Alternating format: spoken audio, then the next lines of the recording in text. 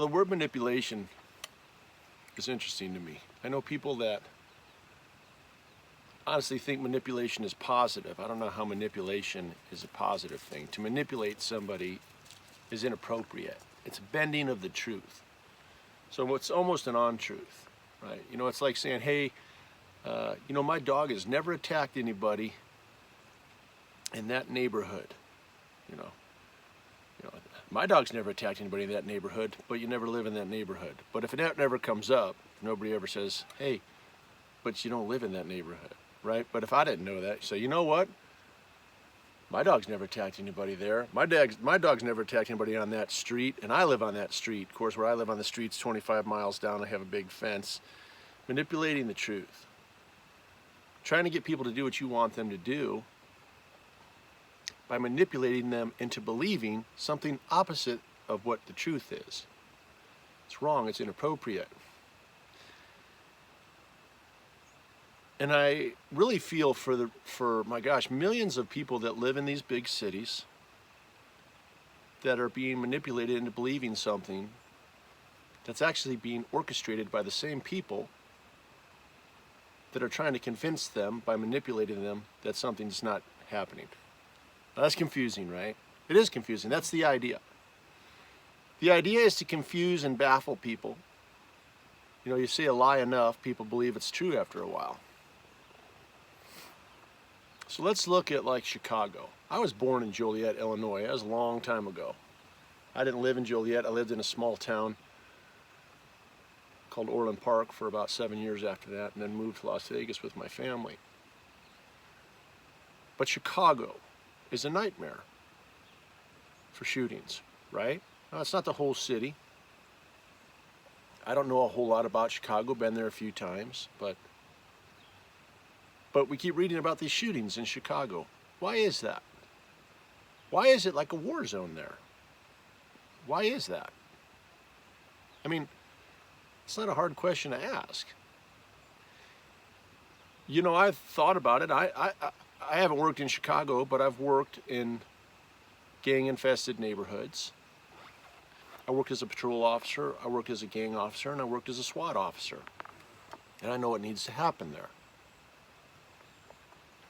If I could take a 30-man team to Chicago and I could stop those shootings in about 4 months, I could stop it. I could change the attitude of those neighborhoods where those are happening.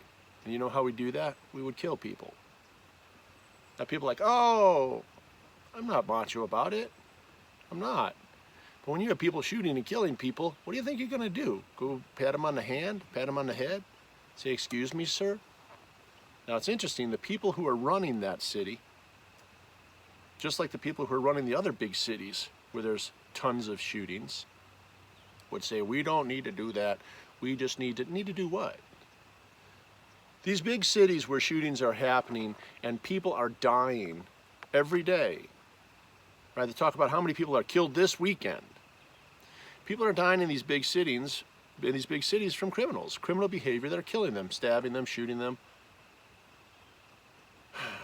And the same people that are running that, let's face it, it's democratically controlled cities. Liberal mindset. Peaceful resolve. There is no peaceful resolve for a murderous monster. There's not. I know I could do what I said. If I wish I could just call the president and say, hey, I've got a 30-man team, and we could eliminate those shootings. And then we'll go to New York, and then it'll be really easy. It really will be, but we'll be killing people. But you know what's interesting? There's a great old saying that says, if you chop off the head, the tail doesn't rattle much longer. That's how you handle violent behavior. But you see, the vast majority of the people in those cities have been manipulated into believing the opposite of the truth. In big cities, I'm sure they're convinced that food grows in the back of the grocery store, that there is no killing of animals when they buy hamburger, or killing of plants when they buy corn. No reality.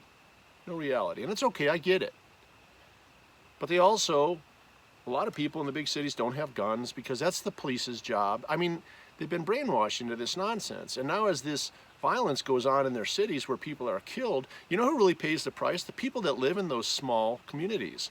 You know what's interesting? When I initially worked in the first part of town that had projects, right? Project homes.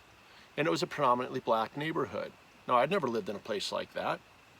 You know, I came from farm country as a kid, and we lived what you could call rurally in Las Vegas when we moved up there. We lived kind of out in the desert a little bit. Not anything crazy or weird, but you know what I found there? Because all most people know about those neighborhoods is the crime. You know what I found there? Predominantly black neighborhood. A lot of really great people that were overrun by criminals. And the criminals were so out of line there's nothing they could do about it. And then people would say, well, you know, those people, right, those people living in that neighborhood, you know, you got to be careful when you talk race. People want to jump on something. But listen, I don't play that game. But I should say those people should tell on the other people. Well, you know, it's different when you live in a community where if you were to tell on a criminal to the police, that later that night, 10 people would come back and shoot bullet holes in your house.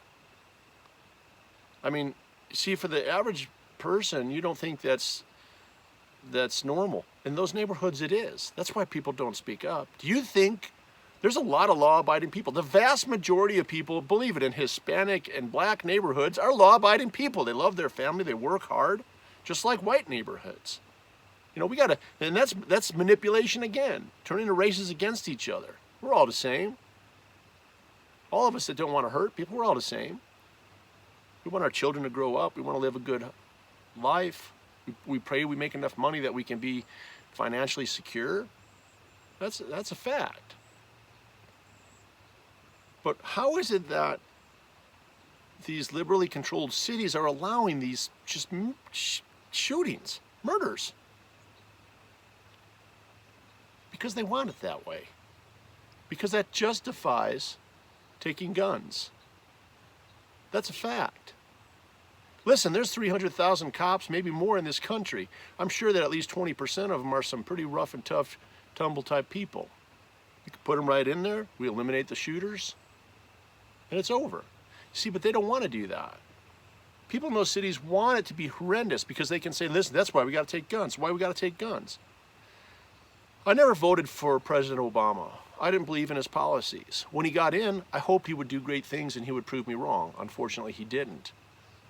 Do you know the Fast and Furious scandal? Nobody talks about that anymore. You know where the ATF ran 2,000 assault rifles across the border to Mexico and released them, and then they were lost? And then, thank goodness for a whistleblower, right, which seems to be a bad thing, but it's a great thing. Just somebody that believes in justice came forward and said, you know, we did this. I want to tell you something as a law enforcement officer. I worked for the 7th largest police department in the country.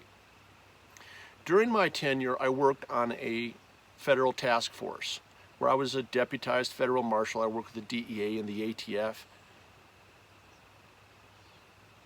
There's one thing in law enforcement that never gets walked. That means you don't release that. Do you know what that one thing is? Guns. And why is that? Well, because we might give it to somebody and they might go kill somebody with it. In the Fast and Furious scandal, the ATF gave 2,000 assault rifles to the Mexican cartels. And then unfortunately, I think it was named Brian Terry, was killed, customs agent. If I got his name wrong, I apologize. I try not to read too much of this nonsense anymore. It's disappointing. But then when somebody told the truth, it kind of got swept under the carpet. Well, why would liberals, why would someone want to do that? Well, because when they say, look at guns coming from America are arming the cartels, just another reason to take guns. People being killed in these big cities on huge numbers, that's the reason we got to take guns. They're perpetrating this. They're perpetrating this on the American people, and people are being manipulated into not believing that. You know, when I see somebody in the government, now I don't care who it is, I really don't care which side, who's talking about the $20 trillion debt? Of course, $9 trillion of that was thrown onto the debt from one president, more than all presidents combined prior to that. That was President Obama. Of course, we don't want to blame on anybody, and what does it solve to blame anybody? But why aren't we concerned about that? I think if my math is right, that's like throwing $80 billion a month away for 8 years. $80 billion, I mean throwing it away, because where is it at? We owe that to somebody. Who do we owe it to? Where did the money go? Do you know we didn't even have the money? How do you come up with $9 trillion and it disappears?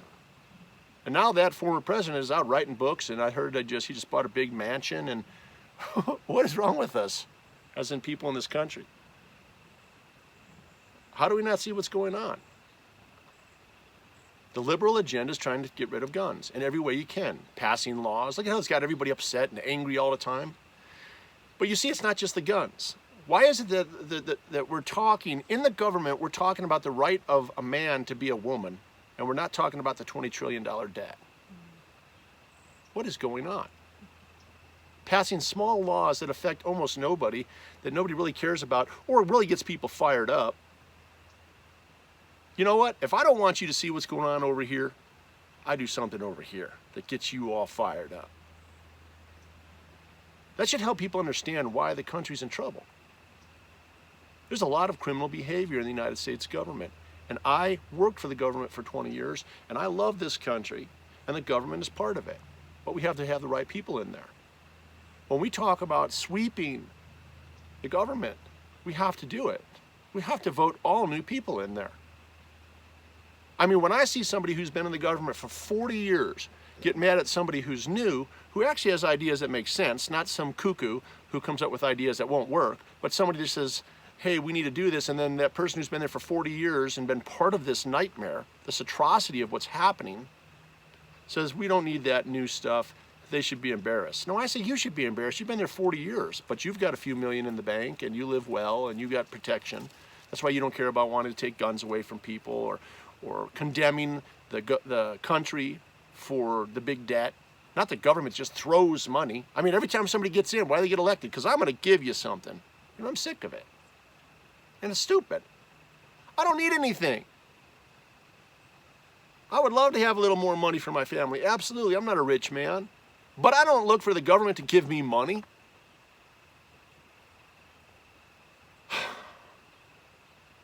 You know, people, we are being manipulated. I'm not. Because I recognize the truth now. When something doesn't make sense, there's a reason for it. It's pretty simple. Think about that. Enjoy a coffee for the morning. See you next time.